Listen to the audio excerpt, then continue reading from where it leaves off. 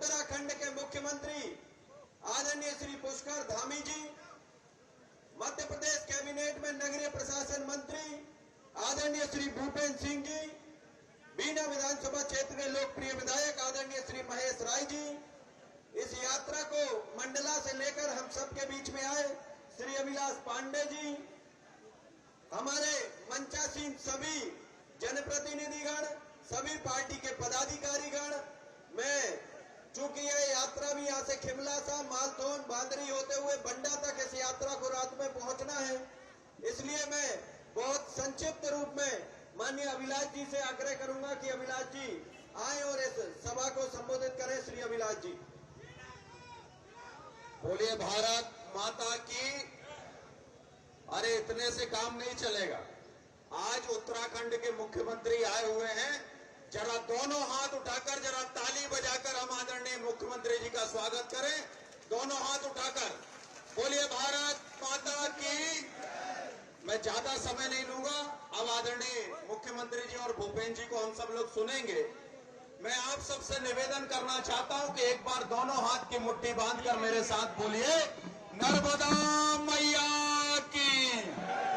अब जितने लोगों के हाथ में मोबाइल है, जेब में मोबाइल है, जरा हाथ में उठा के दिखा दे, जरा हाथ में अपने मोबाइल, जरा मोबाइल निकाल ले जरा भैया। आप मोबाइल की फ्लैश लाइट जलाकर बता दे, जरा पीछे की लाइट जलाकर, पीछे तक मेरे भैया, पीछे तक आवाज जा रही है, जरा मोबाइल की फ्लैश लाइट जलाइए जरा पीछे तक, जरा सब लोग। और ये बीच वाले भैया जरा आप भी अपना मोबाइल निकालिए, जरा यहाँ दुकान वाले भैया आप भी निकालिए, जरा फ्लैश लाइट जलाइए, जरा फ्लैश लाइट, पीछे की लाइट जलाइए जरा मोबाइल की सब लोग। और मेरे भैया अभी बाकी हैं, जरा मोबाइल से निकाल कर जलाइए जरा लाइट। और मैं आपको एक नंबर बोलता हूं, उस नंबर को आप डायल करिएगा। कौन कौन मोदी जी की सरकार बनाना चाहता है, जरा हाथ उठाकर बताइए जरा एक बार, जरा कौन कौन मोदी जी की सरकार बनाना चाहता है। मध्य प्रदेश में भारतीय जनता पार्टी का कमल खिलाना है, जरा जोर से बोलिए खिलाना है। तो एक बार एक नंबर डायल करिए, जरा लिखिए 7000 7000 230 फिर से दोहराता हूं 7000 230 इस नंबर पे मिस्ड कॉल मार दीजिए भैया। एक बार मिस्ड कॉल मारकर एक बार हाथ उठाकर बता दीजिए जरा किन किन ने मिस्ड कॉल मार दिया, जरा हाथ उठाकर बता दीजिए जरा। सबने मिस्ड कॉल मार दिया है। अब एक बार पुष्कर जी को इस बात का विश्वास दिलाइए कि मध्य प्रदेश में भारतीय जनता पार्टी की जब सरकार बनेगी और कमल के फूल की माला जब मुख्यमंत्री के गले पर चढ़ेगी, तब एक कमल का फूल इस बीना विधानसभा से भी होकर जाएगा। साथियों, बीना का भी एक कमल का फूल रहने वाला है। एक बार दोनों हाथ उठाकर ताली बजाकर आदरणीय पुष्कर धामी जी का हम सब अभिनंदन करें। हमारे मध्य प्रदेश की यात्रा के जो प्रभारी हैं आदरणीय भूपेंद्र जी, जो हमारे मार्गदर्शक हैं, उनका भी अभिनंदन करें, उनका भी स्वागत करें। और दोनों हाथ की मुट्ठी बांधकर मेरे साथ बोलिए भारत माता की, भारत माता की। बहुत बहुत धन्यवाद। बीना विधानसभा क्षेत्र के लोकप्रिय विधायक आदरणीय श्री महेश राय जी से भी अनुरोध है कि आए और हम सबके बीच में अपनी बात रखें।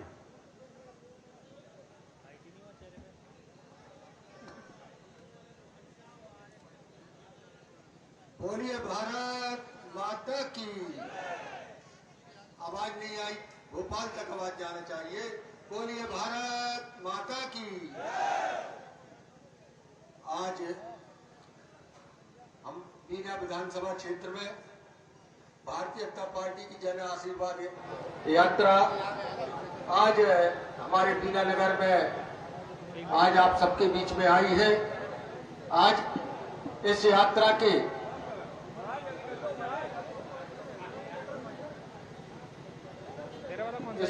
के हमारे मुख्य आदरणीय उत्तराखंड सरकार के मुख्यमंत्री सम्मानीय धामी जी हमारे बीच में हैं। एक बार सभी बीना के नागरिक ताली बजाकर आप स्वागत करें।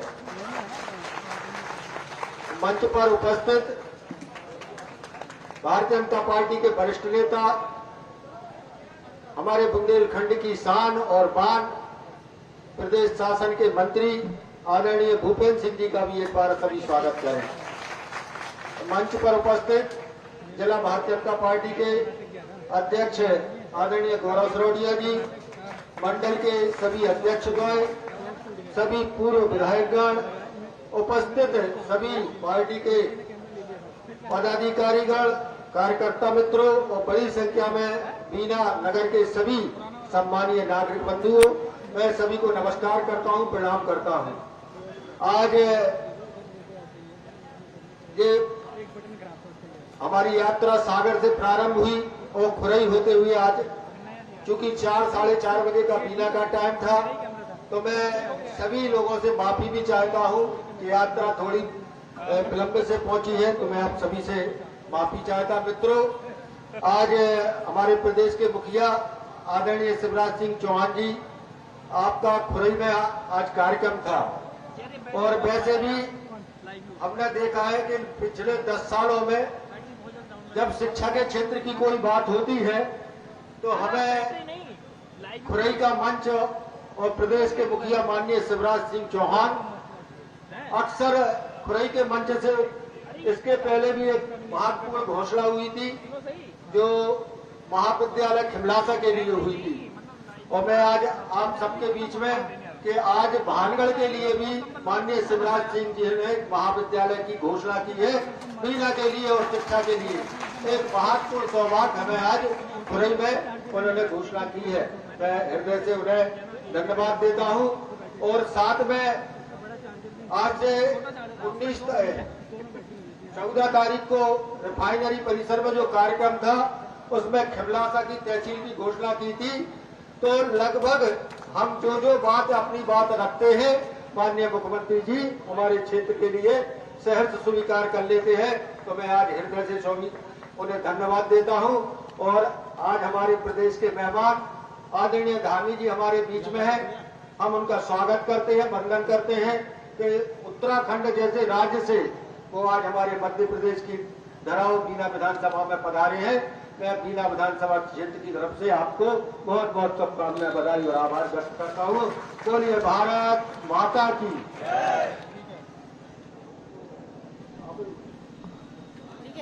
ठीक है, धन्यवाद यार।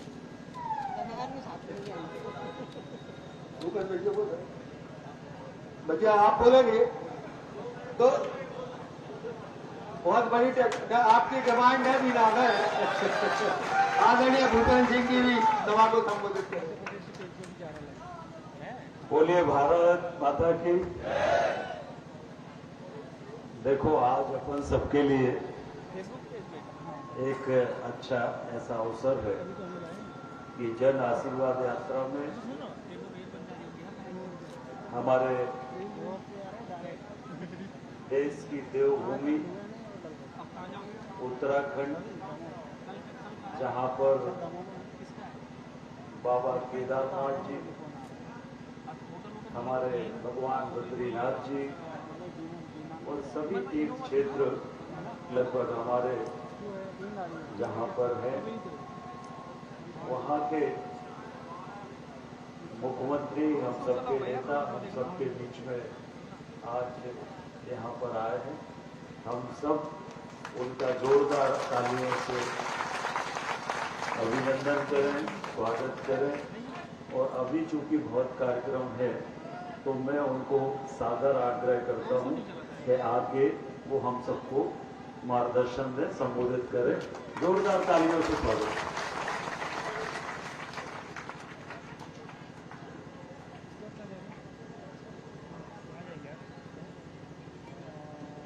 भारत माता की, भारत माता की, कटरा माता की, कटरा माता की।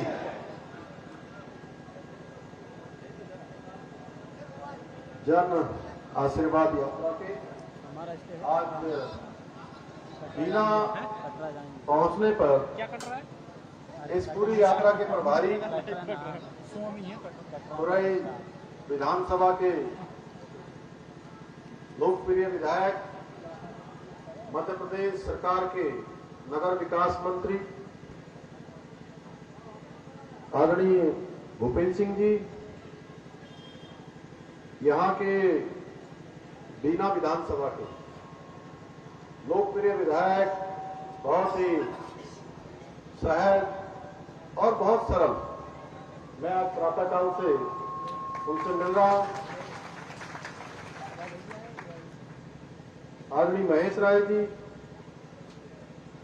यात्रा प्रभारी युवा मोर्चा के अध्यक्ष श्री अभिलाष पांडे जी, जिलाध्यक्ष भारतीय जनता पार्टी भाई गौरव जी, पूर्व विधायक धर्मू राय जी, पूर्व विधायक श्रीमती डॉक्टर विनोद पंथी जी, प्रदेश कार्य समिति सदस्य श्रीमान शशि कथोरिया जी, श्रीमती नीतू राय जी, नगर पालिका पूर्व अध्यक्ष श्री कमलेश राय जी, पूर्व नगर पालिका अध्यक्ष जी, मनोज शर्मा जी, विधानसभा के संयोजक एवं मंचासी सभी हमारे नेतागण, इस सभा में जैसा कि अभी हमारे विधायक जी महेश जी बता रहे थे कि आप सब लोग कई घंटों से आज यात्रा की प्रतीक्षा कर रहे थे और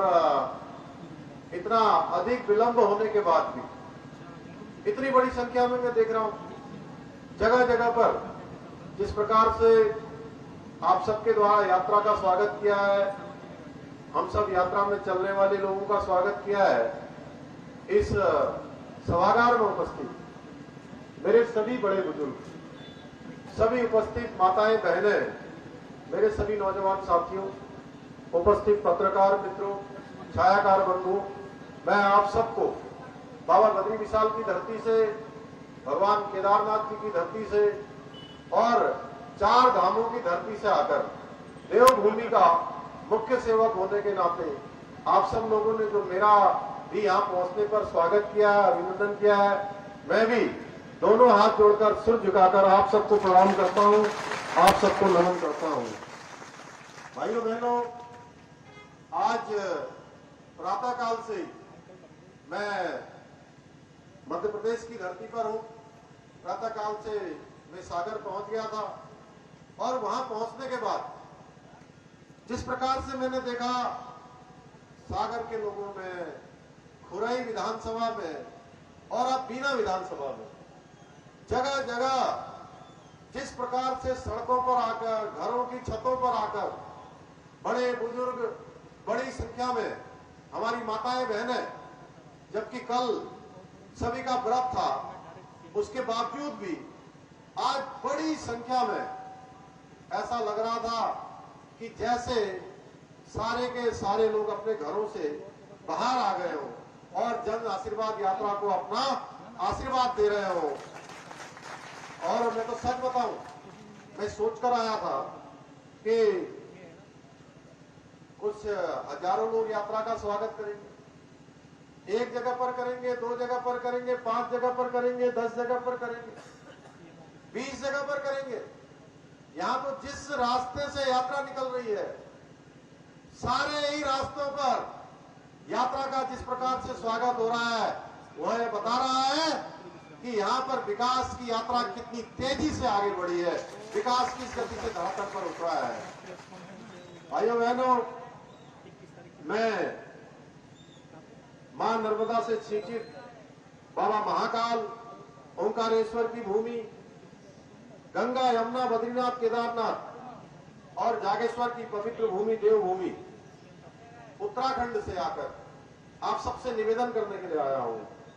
मैं बुंदेलखंड की इस धरती बीना विधानसभा के सभी देवतुल्य नागरिकों ने, जिन्होंने इतनी बड़ी संख्या में यहां पर आए हैं, आपका हृदय से मैं धन्यवाद व्यक्त करना चाहता हूं। और जिस प्रकार से आपने 2018 में इस विधानसभा से महेश राय जी को चुनाव में विजय बनाया था, उसी प्रकार एक बार फिर से बीना विधानसभा सहित पूरे मध्य प्रदेश के अंदर कमल खिलाना है। आप सबसे मैं ये निवेदन करने आया हूं। मेरा ये सौभाग्य है कि आज भारत की इस पवित्र भूमि, मध्य प्रदेश की इस पवित्र भूमि हृदय भूमि पर मुझे देवभूमि से यहाँ आने का सौभाग्य प्राप्त हुआ है।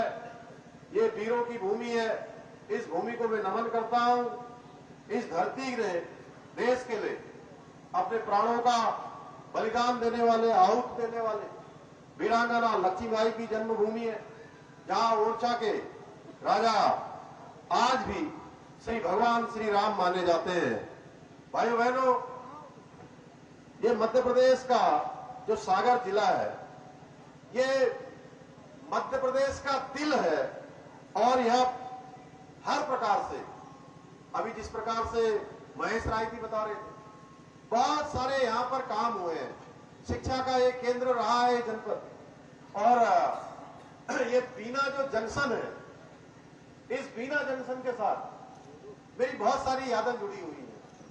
बहुत सारा जो बचपन का जो स्मृतियां हैं वो बीना के साथ जुड़ी हुई है। क्योंकि एक ट्रेन चलती थी लखनऊ से बीना तक, आती थी छपरा ग्वालियर। उस छपरा ग्वालियर से मैं बहुत बार बीना आया, बीना में उतरा और इस जंक्शन से दूसरी ट्रेन पकड़कर मैं सागर तक गया।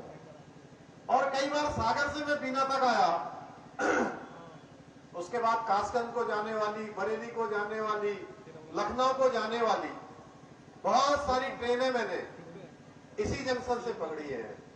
इसलिए इस बीना का जैसे ही नाम आया कि मुझे भूपेंद्र जी ने कहा कि आपको यात्रा में आना है, पहले सागर आना है, फिर खुरई जाना है और खुरई के बाद बीना जाना है, तो मैं सच बताऊं तो मेरी खुशी का ठिकाना नहीं रहा कि मैंने सोचा कि आप सबसे मिलने का। और बाल्यकाल में जो इस बीना जंक्शन को देखा था, बीना से जाने वाली जो ट्रेनें हैं, ये बड़ा स्टेशन यहाँ पर हुआ करता था, वो मेरी स्मृतियों में बचपन से लेकर अब तक है। क्योंकि मैं बचपन से ही, क्योंकि सागर में मुझे 3 वर्षों तक लगातार 3 कक्षाओं में यहाँ पढ़ने का भी सौभाग्य प्राप्त हुआ। मेरे पूज्य पिताजी महार रेजिमेंट में थे और एक सैनिक का पुत्र होने के नाते सागर जो जनपद है, बीना है, बबीना है, इसके आसपास ललितपुर है, झांसी है, ये सारा का सारा क्षेत्र मेरे स्मरण में है, मेरी स्मृतियों में है। भाइयों बहनों, आप सबके बीच में आना सचमुच मैं बता नहीं सकता हूं कि मेरी खुशी कितने गुना यहां आने के लिए बढ़ गई। यहां आने पर निश्चित रूप से मेरे अंदर एक ऊर्जा का संचार हुआ है। आज मध्य प्रदेश आदरणीय मोदी जी के नेतृत्व में, आदरणीय शिवराज जी के नेतृत्व में भारतीय जनता पार्टी की सरकार जिस प्रकार तेजी से काम कर रही है और विकास के नए आयाम स्थापित कर रही है।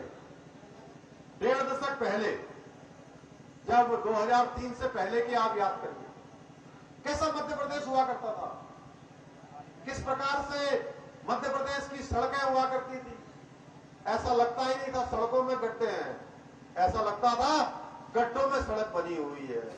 भाइयों बहनों, पानी के पीने की व्यवस्था, पानी की सिंचाई की व्यवस्था, बिजली की व्यवस्था और कानून की व्यवस्था कितनी खराब थी। अगर हम उस कालखंड को याद करेंगे तो फर्क हमको साफ महसूस होगा कि इन 16 सालों में, इन 17 सालों में किस प्रकार से मध्य प्रदेश का कायाकल्प हुआ है। हर क्षेत्र में मध्य प्रदेश आगे बढ़ा है और विकास के नए आयामों को गढ़ने का काम मध्य प्रदेश ने किया है। और मध्य प्रदेश में आज भांजों के बीच में, भांजों के बीच में और लाडली बहनों के बीच में किस प्रकार से एक भैया के रूप में लाडली बहनों के लिए काम किया है, किस प्रकार से अपने भांजे भांजियों के लिए उन्होंने काम किया है। मुझे ये जानकर खुशी हुई है कि माननीय शिवराज जी की तरह यहाँ पर चाहे भूपेंद्र सिंह जी हो, चाहे हमारे यहाँ के विधायक महेश राय जी, लगातार विकास को आगे बढ़ाने का काम कर रहे हैं। भाइयों बहनों, आप सभी जानते हैं, बेहतर स्वास्थ्य की बात हो, शिक्षा की बात हो, शिवराज सिंह जी चौहान के नेतृत्व में भाजपा सरकार प्रदेश के अंदर विकास के अनेकों नए कीर्तिमान स्थापित कर रही है। आज मध्य प्रदेश में न सिर्फ बिजली, सड़क, पानी की समस्या दूर हुई है, बल्कि शिक्षा के क्षेत्र में, स्वास्थ्य के क्षेत्र में, सुशासन जिसकी मैं बात कर रहा था, कानून की बात कर रहा था, विकास के सभी मापदंडों को तेजी से आगे बढ़ाने का काम आदरणीय शिवराज सिंह चौहान जी के नेतृत्व में मध्य प्रदेश की सरकार कर रही है। भाइयों बहनों, अनेकों काम मध्य प्रदेश के अंदर हुए हैं। एक समय था जब मध्य प्रदेश को बीमारू राज्य कहा जाता था, बीमारू राज्यों की श्रेणी में मध्य प्रदेश की गिनती होती थी। आज मध्य प्रदेश गजब प्रदेशों की श्रेणी में आ गया है, आज उन्नत प्रदेशों की श्रेणी में आ गया है। देश का गौरव भी है, क्योंकि मध्य प्रदेश के अंदर विकास की गति भी है और विकास को भी आगे बढ़ाने का काम हो रहा है। एमपी आज पूरे देश को एक दिशा देने का काम कर रहा है।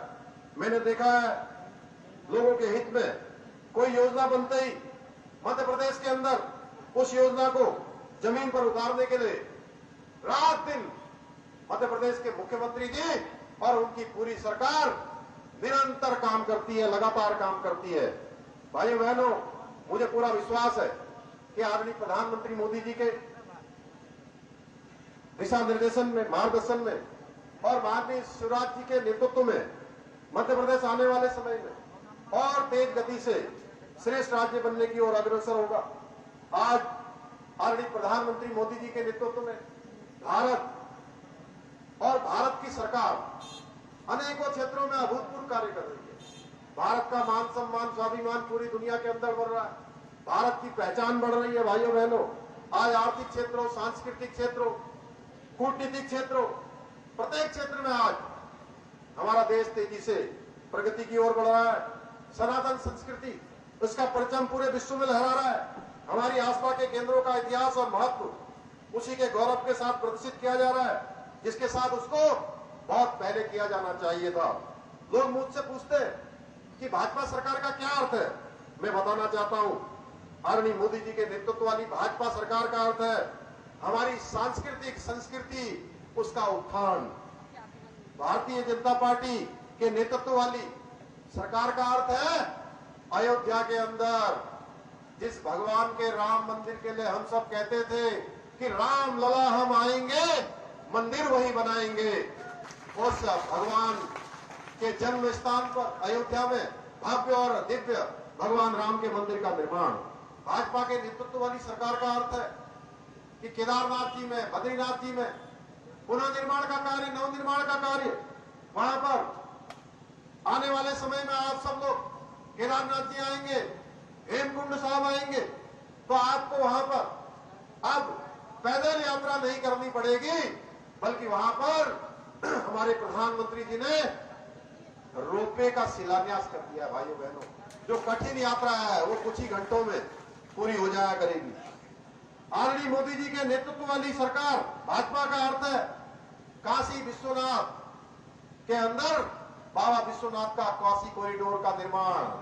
आदरणीय मोदी जी के नेतृत्व वाली भाजपा सरकार का अर्थ है उज्जैन में, आपके प्रदेश में महालोक का दिव्य और भव्य निर्माण। आदरणीय मोदी जी के नेतृत्व वाली भाजपा सरकार का अर्थ है देश के अंदर से आतंकवाद का समाप्त होना। भाजपा सरकार का अर्थ है देश के अंदर जिस कश्मीर को बचाने के लिए हमारे देश के 40,000 से भी ज्यादा लोगों ने अपनी शहादत दे दी, उस कश्मीर के अंदर धारा 370 का समाप्त होना। यह है भाजपा की सरकार का।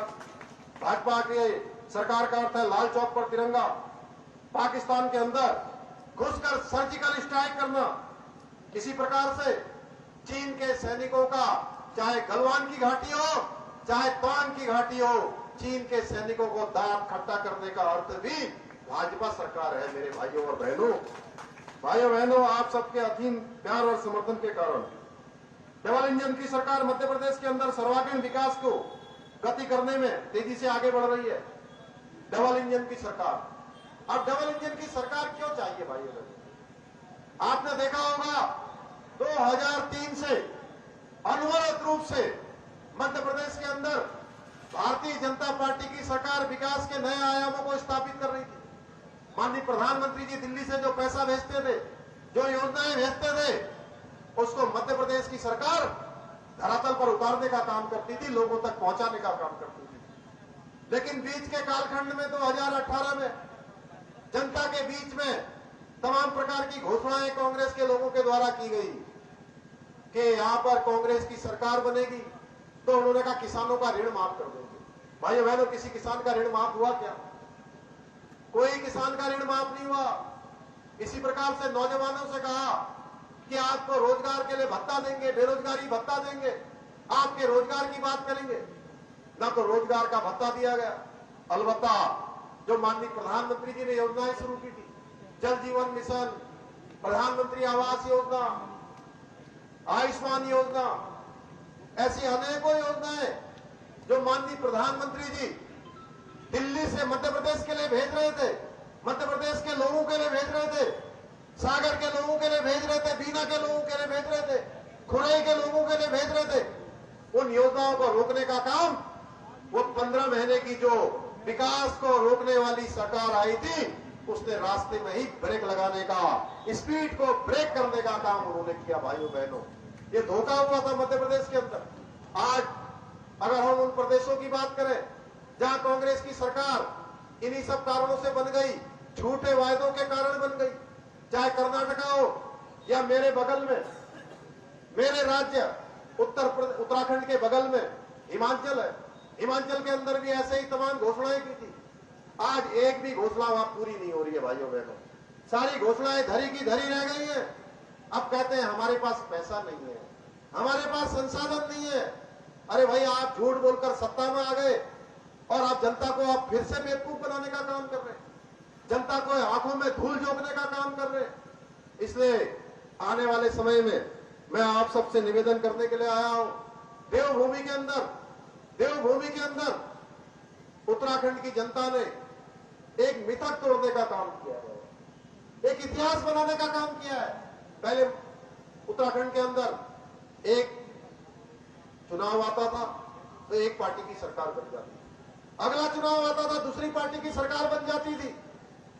इस बार हमारे देश के प्रधानमंत्री आदरणीय मोदी जी के नेतृत्व निर्देशन में उत्तराखंड की जनता ने एक मिथक तोड़ने का काम किया है, एक परिपाटी बदलने का काम किया है। और उत्तराखंड बनने के बाद 23 सालों में पहली बार एक राजनीतिक दल भारतीय जनता पार्टी को हमारे प्रधानमंत्री मोदी जी के नेतृत्व में लगातार सरकार में आकर सेवा करने का अवसर प्रदान किया है। भाइयों बहनों, एक समय था, आप सबको मैं बताना चाहता हूं आज मोदी जी के नेतृत्व में किस प्रकार से देश मजबूत हुआ है। क्योंकि मैं उत्तराखंड से आता हूं और उत्तराखंड के लोगों का देश के लिए शहादत देने में, देश की सुरक्षा में बहुत बड़ा योगदान है। चाहे कोई युद्ध हुआ हो, हर युद्ध में योगदान दिया है। इसलिए देश की सीमाओं पर जब देश के सैनिक लड़ते थे तो पहले के समय में सैनिकों को परमिशन लेनी पड़ती थी कि दुश्मन की गोली आ रही है, आतंकवादी, अलगाववादी, जिहादी सीमा पार से गोली चला रहे हैं, गोली का जवाब देना है कि नहीं देना है। गोली का जवाब देने के लिए पूछना पड़ता था भाइयों बहनों। लेकिन मोदी जी के प्रधानमंत्री बनने के बाद अब देश की सेना गोली का जवाब देने के लिए किसी से नहीं पूछती है, बल्कि गोली का जवाब गोलों से देने का काम करती है। भाइयों बहनों, आपने देखा होगा कि चाहे बालाकोट का एयर स्ट्राइक हो, गलवान घाटी हो, हर जगह दुश्मन के दांत खट्टे करने का काम देश की सेना ने किया है। आज हम एक शक्तिशाली और सुरक्षित राष्ट्र के रूप में स्थापित हो गए। पिछले दिनों आपने देखा होगा कि किस प्रकार से G20 में भारत के सामर्थ्य को, भारत की कैपेसिटी को, भारत की सांस्कृतिक पहचान को देश के कोने कोने में जिस प्रकार से मोदी जी ने प्रत्येक शहर के अंदर, छोटे छोटे शहरों के अंदर G20 के समिट आयोजित करवाई गई, 200 से अधिक बैठकें हुई और 112 आउटकम आए। अब तक के G20 के समिटों का सबसे सफल समिट अगर कोई हुआ तो भारत की अध्यक्षता, जिसकी अगुवाई माननीय प्रधानमंत्री मोदी जी के नेतृत्व में हुई, उसमें जो है दिल्ली समझौता, दिल्ली घोषणा पत्र भी लागू हुआ और G20 में अफ्रीकन समूह भी उसके सदस्य बन गए। रूस यूक्रेन युद्ध भी उस घोषणा पत्र में आ गया। भाइयों बहनों, यह हमारे देश की बहुत बड़ी सफलता थी, बहुत बड़ी कूटनीतिक जो है एक हमारी जो है सफलता की कहानी को आगे बढ़ाता है। भाइयों बहनों, कांग्रेस की सरकार ने हमेशा, चाहे मध्य प्रदेश हो या जिस राज्य से मैं आता हूं उत्तराखंड, हमेशा वहां घोटालों को देने का काम किया, इसकी पहचान को समाप्त करने का काम किया। और आज विपक्ष के कुछ नौसिखिया नेता सनातन को समाप्त करने जैसी बेतुकी बातें करते हैं, लेकिन गठबंधन का कोई भी नेता, चाहे आज सोनिया गांधी हो, राहुल गांधी हो, ममता बनर्जी हो, नीतीश कुमार हो, अखिलेश यादव हो, या आपके राज्य के कमलनाथ, जिसको आप सब लोग जानते हैं, कमलनाथ जी को, उनके शासनकाल को किस रूप में याद करते हैं आप सब लोग भली भांति जानते हैं। क्या कहते हैं, करप्शन ना, उनकी तरफ से भी कोई बयान नहीं आता। भाइयों बहनों, क्या बयान नहीं आना चाहिए कि ऐसी बेतुकी बात है, उस सनातन को समाप्त करने की बात करते हैं। जो सनातन पहले भी था, न नया है न पुराना है, जो हमेशा था, हमेशा रहने वाला है, वह सनातन है। भाइयों भाइयों, न नूतन है न पुरातन है, वह सनातन को समाप्त करने की बात करते हैं। जो सनातन कहता है कि चींटी को भी आटा खिलाकर हमारी माताएं बहनें उसके दीर्घजीवी होने की जो है कामना करते हैं, और सर्प को भी, विषैले सर्प को भी दूध पिलाने की, नाग पंचमी के दिन जो विषैला सर्प होता है जिसके दंश से प्राण जा सकते हैं, उसके भी दीर्घजीवी होकर दूध पिलाने की कामना नाग पंचमी के दिन की जाती है। यह सनातन है। विश्व को बंधुत्व की भावना, वसुधैव कुटुंबकम की भावना, पूरे के विश्व के कल्याण में, सभी प्राणियों के कल्याण में अपना कल्याण देखने वाला सनातन है। भाई उस सनातन को समाप्त करने की बात करते हैं, जिसको न बाबर समाप्त कर पाए, ना औरंगजेब समाप्त कर पाया, न आक्रांता समाप्त कर पाए। कितने आए और कितने आकर समाप्त हो गए। सनातन नित्य नूतन है, लगातार आगे बढ़ता गया है। भाइयों बहनों, उस सनातन को समाप्त करने की बात करते हैं घमंडिया गठबंधन के लोग। क्या ये बिल्कुल पगला गए, इनके दिमाग खराब हो गए? किस तरह से आज ये देश के अंदर कौन सी व्यवस्था लागू करना चाहते हैं? एक भी व्यक्ति कोई इस गठबंधन का, उनके बयानों का, चाहे आज उदयनिधि स्टालिन हो या कांग्रेस के खड़गे, उनके बेटे प्रियांक खड़गे हो, वो किस प्रकार से सनातन के बारे में टिप्पणियां कर रहे हैं। कोई कह रहे हैं वायरल फीवर की तरह है, कोई कह रहा है मलेरिया है, कोई कह रहा है डेंगू है। इस प्रकार का हास्य उड़ाने का काम कर रहे हैं। भाइयों बहनों, इन सबको करारा जवाब देने का समय आ गया है। हमें मिलकर ऐसी ताकतों को रोकना होगा जो हमारे देश की एकता और अखंडता के लिए खतरा है। इन्होंने अपने गठबंधन का नाम INDA रख लिया, लेकिन INDA रख लिया, आखिर भारत नाम से क्या चिढ़ है? भाइयों बहनों, इन्हें सनातन धर्म और संस्कृति से क्या चिढ़ है? इन्हें राष्ट्रवाद से क्यों चिढ़ है? वंदे मातरम और भारत माता का जय बोलने से इन्हें क्यों चिढ़ है? इनको चिढ़ इसलिए है क्योंकि इनके मूल में न कभी देशभक्ति थी, न कभी रहेगी। इन्होंने हमेशा तुष्टीकरण, परिवारवाद और भ्रष्टाचार को बढ़ावा दिया है। भाइयों बहनों, मैं आप सबसे पूछना चाहता हूं, समय ज्यादा हो गया लेकिन मैं 5 मिनट का समय और लेना चाहता हूं। मैं देवभूमि से आया हूं। देवभूमि की दो अंतर्राष्ट्रीय सीमाएं, दो जगह से सीमाएं, अंतर्राष्ट्रीय सीमाएं लगी हुई हैं। क्या भाइयों बहनों, चीन चाहता है कि माननीय मोदी जी दोबारा प्रधानमंत्री बने? नहीं चाहता है। चीन चाहता है कि माननीय मोदी जी देश के प्रधानमंत्री बने। पाकिस्तान चाहता है कि माननीय, अरे जोर से बोलिए भाई, नहीं चाहता। क्या भारत के जो दुश्मन है, जो शत्रु है, जो उनसे शत्रुता रखते हैं, क्या वो चाहते हैं कि मोदी जी प्रधानमंत्री बने? अरे जोर से बोलिए, हाथ उठा के। नहीं चाहता, नहीं चाहते। क्यों नहीं चाहते?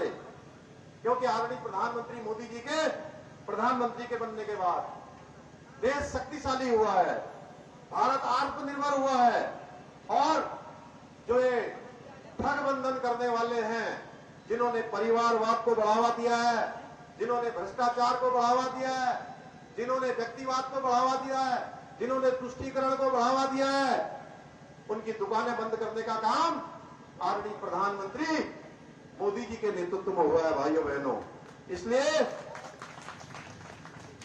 इस बार का जो चुनाव होने वाला है, ये भी मध्य प्रदेश का चुनाव बहुत अनोखा चुनाव है, जहां पर आज कांग्रेस के लोग शिवराज जी दिए गए कामों की जो शिवराज जी की सरकार ने जो अथक परिश्रम से, मेहनत से मध्य प्रदेश की जनता के उत्थान के लिए, गरीबों के कल्याण के लिए, हर किसी को, समाज के अंतिम छोर में खड़े हुए व्यक्ति को आगे लाने के लिए काम किए हैं, उन कामों की बात नहीं कर रहे हैं, बल्कि केवल ओछी राजनीति और व्यक्तिगत हमले कर रहे हैं। आप सभी जानते हैं भ्रष्टाचार, जो भ्रष्टाचार नाथ है, उनको जानते हैं कि नहीं जानते हैं? अरे जोर से बोलिए भाई, जानते हैं कि नहीं जानते हैं? और एक और कांग्रेस के पुराने नेता हैं जिनका केवल एक ही काम है, हिंदुत्व और हिंदुओं को वो गाली देने का। वो मुख्यमंत्री भी रहे हैं, जानते हैं ना उनका नाम? आपने सही पहचाना, दिग्विजय सिंह, जिन्होंने सरकार तो भ्रष्ट की लेकिन हिंदुओं को आतंकवादी घोषित करने में भी वो फर्स्ट रहे हैं। भली भांति जानते हैं इस बार आपको क्या करना है। भ्रष्टाचार नाथ रूपी रावण को मध्य प्रदेश में कहीं आने नहीं देना है। नहीं आने देंगे ना? जानते हैं ना? बताइए, जानते हैं? तो ये सब बातें वोट डालते समय भी सोचेंगे। मैं आप सबसे अपील करता हूं कि राष्ट्र विरोधी शक्तियों को परास्त कर राष्ट्रवादी शक्तियां, जो आज मोदी जी के नेतृत्व में, हमारे लोकप्रिय मुख्यमंत्री शिवराज जी के नेतृत्व में काम कर रही है, हमारी पूरी पार्टी काम कर रही है, हमारी सरकार मध्य प्रदेश की काम कर रही है, उनको विजयश्री दिलानी है। और इस विकास की जो गंगा है, विकास का चलने वाला अनवरत रूप से काम है, उस विकास को आगे बढ़ाना है। भाइयों बहनों, उत्तराखंड के अंदर भी हमने अनेकों काम किए।